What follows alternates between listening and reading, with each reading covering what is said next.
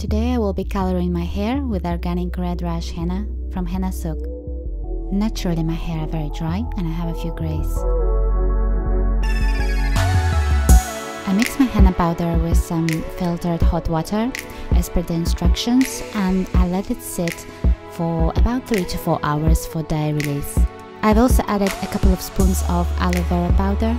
This is to bring moisture back in, as henna and other Ayurvedic herbs can be quite drying on your hair.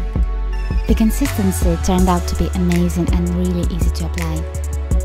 So now I'm just gonna let you enjoy the process of applying henna.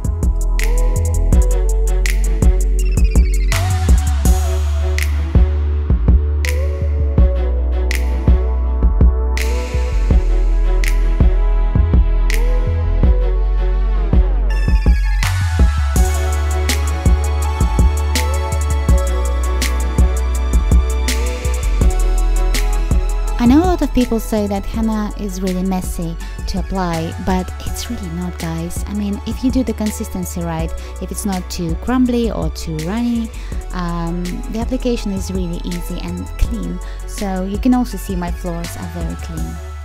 I let this henna mask stay on my hair for a full 4 hours, and then I also froze the leftover henna paste.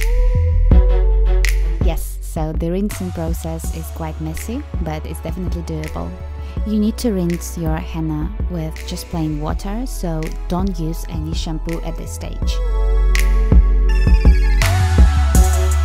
And this is my hair next day. I'm so happy with the volume and also the enhanced color of my hair. I'm actually planning to do serious videos where I use henna from different brands and then I compare results.